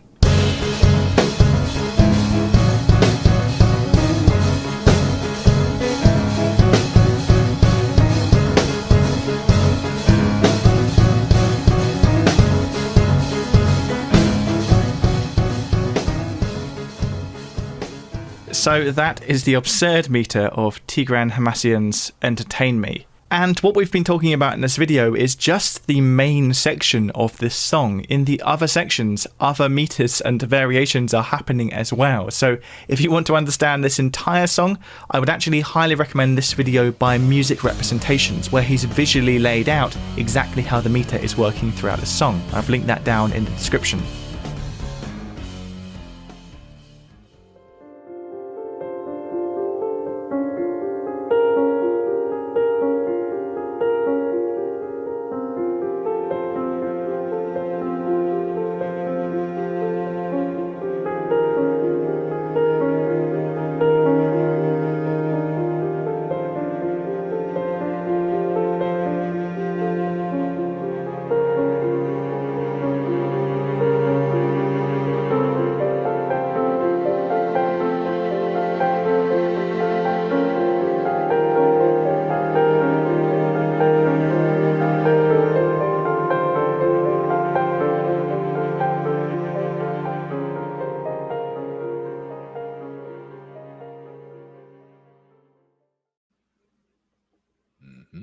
Damn, that's how Rush did it too, huh? When it comes to these complex time signature changes. Subdivisions.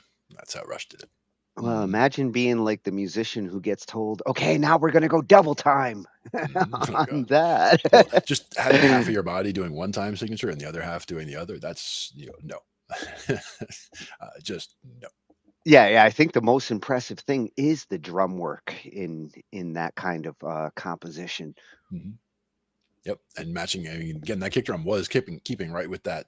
Those groups of 5 and then the groups of 3. That you could hear and you could watch the foot going, and you could lock into that. But put that against the 4/4. Oh my God, no. Well, and I think how the measures get broken up and what he was talking about, like when they resynchronize. Yeah. What was it like?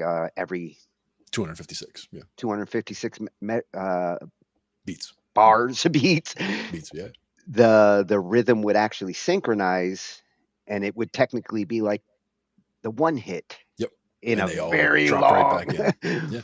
And again, you could look at it as the 7 groups of 35 with the one group of 11. But to me, the breaking it down in the groups of 5s and groups of 3 made the phrases more accessible as chunks. And then you could do the 5s, the 3s, the 5s, the 3s, and you go back and forth as many times as you need to get to that last phrase at the end. Well, it's possible Tigran is counting 256 beats there. I don't know. That's amazing. Yes, indeed. That's, to me, that's a pattern thing. That's like you get your hand is in a position and you're like rolling a and like, once you've got that position, then you're going to change a note here and a note there to make the phrase different, but it's still in your head. It's just, this position, and that position gets you through, the first 12 notes or whatever. You're just, getting to that position. I'm not trying to make the song sound easy because I would never attempt to play that, but I do understand how it can be broken out into patterns to make it more approachable. for sure. Well, and in jazz, this totally makes sense. I could see some of this like implemented over on the progressive metal side too. Oh yeah, Some of these techniques could fit in some of that. and they called out Brubeck for Take Five, like that. Yep. Gotta love Take Five. And I do love David Bennett Piano at David Bennett Piano on YouTube, and those sites he mentions, Piano, Guitario, Singio, love all of Drumeo, those sites. Yep. Yep. They really do have a nice, well-rounded options for the entire band. Absolutely. Yeah, whenever we have vocal nights, Singio, one of my favorite channels. Yep, exactly. Thank you, David, for like making my mind do even more math after. Like, Now we're going to get to what the math is used for. AI. Yes, And robots. This is probably the most complex math going on in computers right now.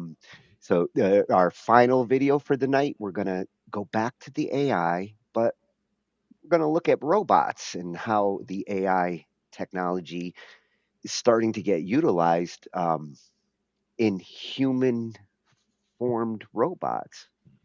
Humanoid. Yeah, well, this is the beginning of all those sci-fi movies that robots come to life. I can't do that, Dave. Well, we can. And this one's coming from at AI Revolution X, freshy channel on AI. Love adding these to our list, and there's tons of killer videos in here that I am going to be going through afterwards because this robotic stuff always been a big passion of mine since I was a kid. Oh yeah. And that's the thing is if you haven't been keeping up on like what's going on at like the Chinese Robot Expo, I mean, there's just crazy developments going on. It's developing faster than some of this music AI and other things. And the funny thing is you don't see as much news about it. Like if you're not watching, the Insider Expo stuff, sure. Yeah. So this one is this new AI robot with synthetic skin.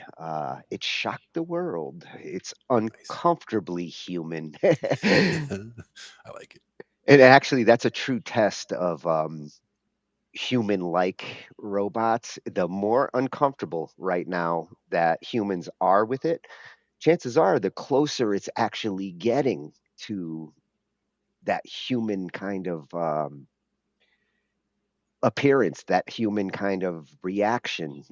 That tends to be like what freaks out humans. Like, oh my God, this thing seems like a human. Yeah. And in some cases, that's the exact kind of reaction that they're trying to get is they want to get past that and get to the point where you're just accepting it as another person, essentially. Yeah. And getting this technology into the industrial world, the commercial world, which is where I see it starting. I don't see people getting helper robots for their house anytime soon. But I could see certain parts of the commercial industry, like you said, nursing, receptionists, greeters, possibly waitresses, and things of that nature. This is where you could start to see it be implemented first. Yeah. And again, these are industries where people were concerned about jobs being replaced by robots. And, this could be the beginnings of that for sure. Yeah. It's possible that a human might control it from, the back. Yeah, it does change the dynamics of the workforce, though, for sure. Yeah. Let's see what these humanoid with bones, muscles, and skin. Iron gains unlimited possibilities in the physical world. That's a lot of promises. For sure.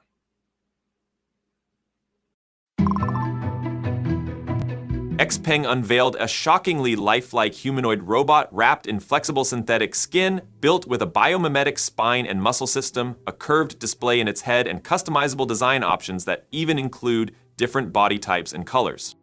Unitree introduced its new G1 embodied avatar, a robot that mirrors human motion in real time and learns everyday tasks like cleaning, organizing, and even handling objects with human-level precision. And that viral robot kidnapping story from last year, where a bot led 12 others out of a showroom, just got new evidence confirming parts of it were actually real. Now let's start with the biggest one, because XPeng's new humanoid is unlike anything we've seen before. The same company known for electric cars and flying vehicles is now doubling down on humanoid robots. During their AI Day in Guangzhou, they unveiled the newest generation of their iron humanoid, and this one's completely different from what anyone expected. So, XPeng calls this the 8th generation of their robotics program, and the 3rd with a humanoid design. They're aiming for mass production by late 2026, and this model feels like a direct statement to the rest of the industry. Instead of the usual industrial or mechanical look, XPeng's robot has a full body, synthetic skin, customizable body types, and even options for hairstyles and clothing. Seriously, users will be able to pick from body types like athletic, chubby, tall, or short, choose different hair designs, and later even change its wardrobe.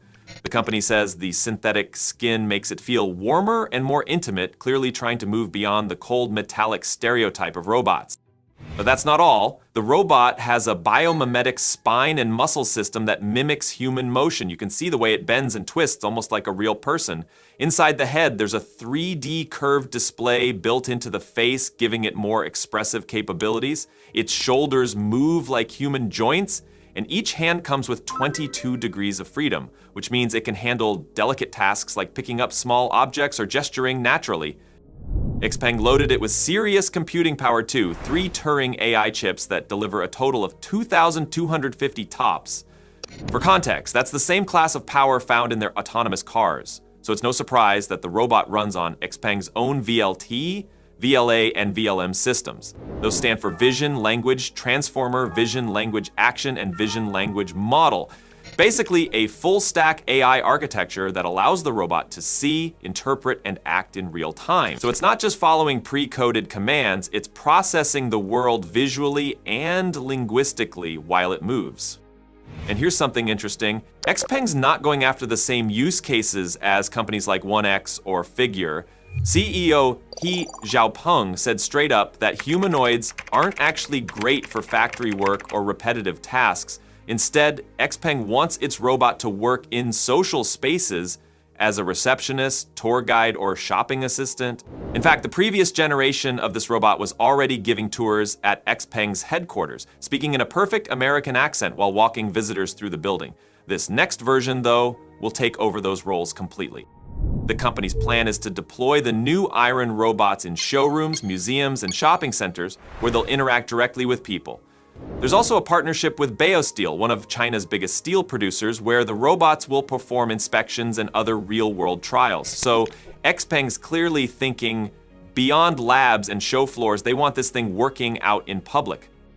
And they're not doing it halfway either. The robot will be powered by a solid-state battery, something we rarely see in humanoids, which makes it lighter and longer lasting than lithium packs. He Xiaopeng described their approach as fusion and invention. In his words, cars require integration and invention, but robotics requires fusion, meaning the software and hardware have to evolve together. He said a robot's hardware must literally be designed around its AI brain for it to work properly, which is why XPeng insists on doing everything in-house. Full stack development, from chips to algorithms, ensures that when mass production starts, the robot won't just move, it'll move intelligently. There's also a safety and ethics angle baked in. The CEO mentioned that the robot follows Isaac Asimov's 3 universal laws of robotics, and then they added a 4th. It can't disclose its owner's data. It's an interesting line to draw, especially when competitors like 1X are asking customers to give them full access to their homes so their robots can learn. XPeng's clearly taking a different stance, keeping data privacy front and center while making the robot more personal, almost companion-like. Now, while the robot looks impressive, not everyone's buying the idea. Critics say XPeng might be solving a problem that doesn't exist, questioning the need for such a human-like machine that comes with so many customization options. The company hasn't released a price yet, but with that kind of tech, 3 high-end AI chips, solid-state batteries, and all that articulation, it's not going to be cheap. Still, the combination of personality, design, and in-house AI could set XPeng apart from the usual utility-focused robotics we've seen so far. And let's be real, that walking demo at AI Day, even though it ended with a slightly awkward dance to Taylor Swift's The Fate of the Ophelia, definitely got people talking. Some even asked if there was a real person inside it. So while the world debates whether we need humanoids with synthetic skin and customizable body shapes, XPeng's already moving ahead, building one of the most ambitious full-stack robots in China and maybe the world. Meanwhile, another Chinese company, Unitree, is heading in a completely different direction with what they call the embodied avatar.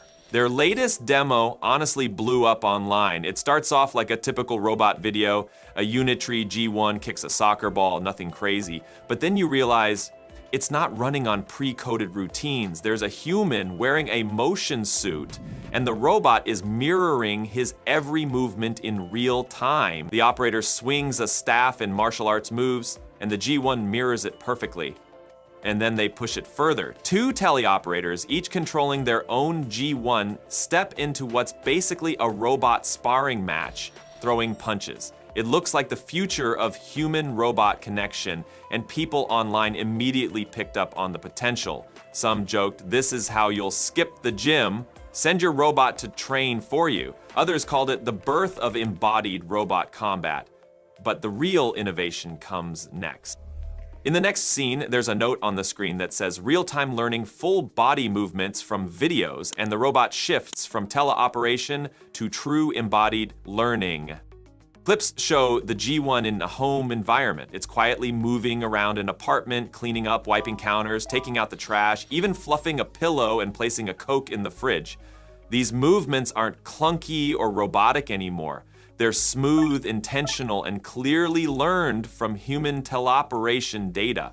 Every action refines its motor control.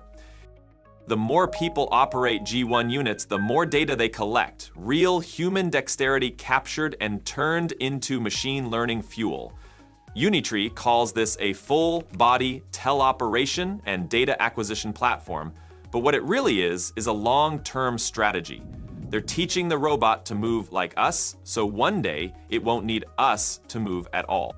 That's the big difference between what Unitree's doing and what XPeng is doing. XPeng wants emotionally intelligent, human-like service robots. Unitree's training mechanical avatars, machines that learn our motion directly, whether it's for home, work, combat training, or even remote labor. It's one of those projects that feels like the groundwork for something much larger. Now, speaking of Chinese humanoids, that old robot kidnapping story just took a new turn. Remember the viral clip from last year? The small robot named Urbe that supposedly led 12 others out of a showroom while saying, "Go home"?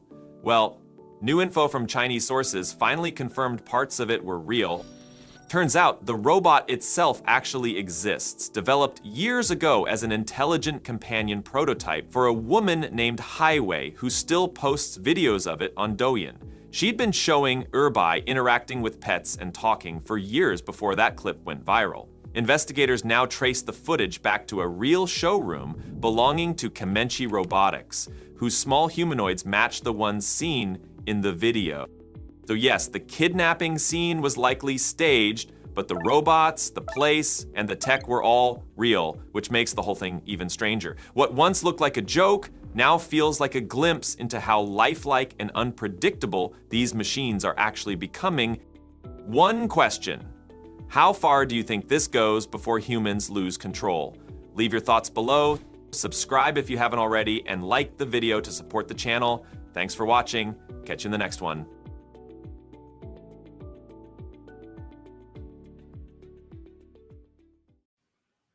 We have clearly already lost control. I think we are closer to that future than we think. Yeah, like somebody was saying, yesterday or tomorrow. I mean, yeah, it's here, or it already was here, or it's already passed. It's not far. This is not stuff that's 10, 20 years down the line. This is stuff that's like in your house next year kind of thing. I mean, Well, and I think the human controlled option, this is where it's really interesting.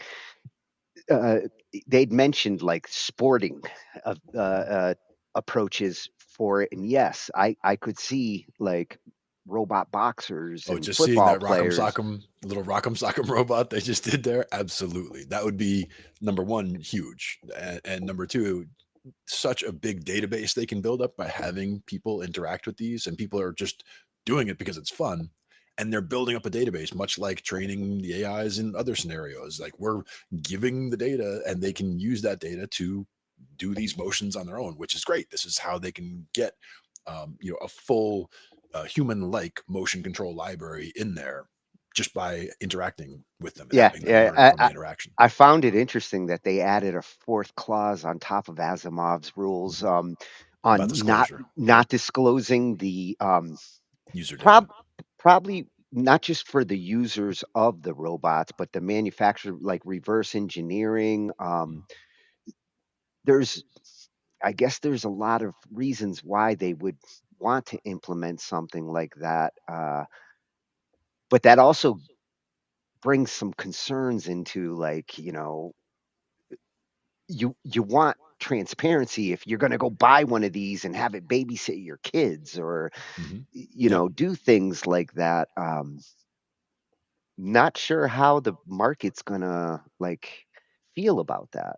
Yeah. Well, I mean, that's an interesting use case to jump right into because that is one where there would be the highest barriers for, ethical conduct and making sure that the robots can be, safe with a child and all of that. That would be farther down the road, let's say, than the If medical or the greeters or any of that for sure. if you watch that movie Megan, it hinted towards some of like that situation where like the robot was programmed to protect the little girl and at all costs, and it's kind of what caused it to tweak out because it was programmed to do this at all costs, and eventually the ethical and moral decisions is a different thing than your typical robot thinking.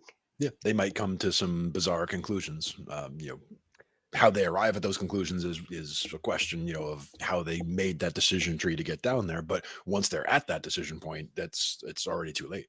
Well, given these different types of CPUs that they're utilizing, they may have to create an ethical CPU, something that actually processes in that kind of decision making, which is not like your typical decision making. The visual sensors and the normal thinking that it needs to do, understanding language and responding.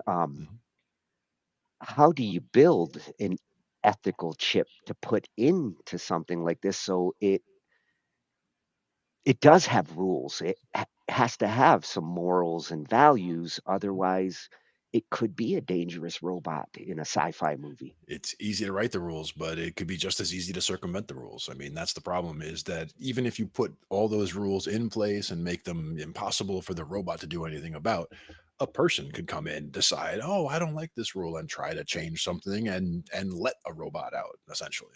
Or what happens if, like that situation where that little bot went and said to the 12 other ones, "Hey, we're in a prison here. Let's get out of here." Yeah. Go home. I thought that was adorable.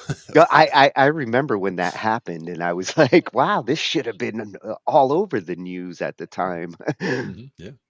Those robots are probably like more on the level of a Furby compared to what we're talking about today, though, in terms of like these are some serious AI stacks in these robots they're talking about. Well, even when the Furby first came out, it freaked out a lot of people and parents, and like, and that wasn't even really AI at that point. That was just toys that could mimic. Oh yeah. I had back when Furbies were quite popular. I had a girlfriend, and her grandfather spoke only Russian, and he taught it to swear in Russian. So I have a Furby somewhere around here that swears in Russian. First thing you should teach a Furby is how to swear. Absolutely. Well, I am liking this channel. I will be going through, especially all his robot coverage, because that is fascinating. Yeah, and I mean, again, if you miss robot coverage for 6 months, you're way behind because, again, the stuff is just leaps and bounds every time you look. It's crazy. Yeah, Yeah, by 2026, these things will be on the market. Yeah, and that's just less than 8 weeks away. Yeah. And I could see like Disney World, because they were pioneers in the animatronics and things like that. Sure. This takes things to a whole nother level in that kind of situation. Absolutely. And it'll be interesting to see about how long the batteries last with typical motion around the house, all that kind of stuff. I mean, these are all things that they're going to tweak to get to a point where the robot that you have, if it is for doing stuff around your house, is able to do the things that you need, and be able to go charge itself and all that kind of stuff. I mean, we're right there. Yeah, hey, if it can have a day and a night like a human does and charges while it's sleeping, then No hey, reason not curious, to. interesting the battery choice that they went with. More power, more lightweight. That's what you kind of need for this. I'm hesitant to call it a machine at this point. Well, solid state also, I think, is safer in terms of the electrolyte. We'd have to look at that, but I think a lot of the benefit is that you're not going to get any of the runaway thermal effects that you would see normally in battery packs in electric cars, for example, when you're trying Yeah. to do high charge density stuff. Yeah. No more runaways. We don't like that. Yep. At AI Revolution X, some really cool stuff he's covering there. Absolutely. Appreciate that. Yeah, that was fun. So a little bit of music theory, a little bit of AI stuff, a little bit of robot stuff, a little future tech. Love it. Yeah, and surprisingly, a lot more math than I was prepared for. We're gonna have to work on your Root 2 stuff, yeah, for sure. But the harmonic series, there's again, we talked about the thumbnail, about the triads and playing two octave triads on the guitar. There's a thumbnail I want to show you also about the harmonic series and showing you where each of the notes fits and which ones sound the strongest, like they're in key, and how some of them sound like they should be a little sharp or a little flat and would sound better if they were. Yeah.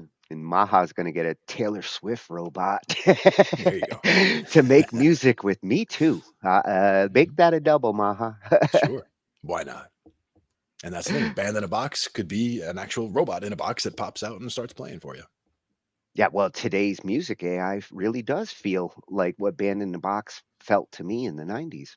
Exactly. And I had friends who used that big time back then. They loved it. Yeah, I would still actually use it now. It still has use. Absolutely. I like using a looper pedal for that kind of stuff. Just kind of throw something out. Just, and start with that and just build from there. Yeah, we're going to have another band night. Oh, yeah. We shall. Yeah. Well, we're going to be taking off Friday and Saturday.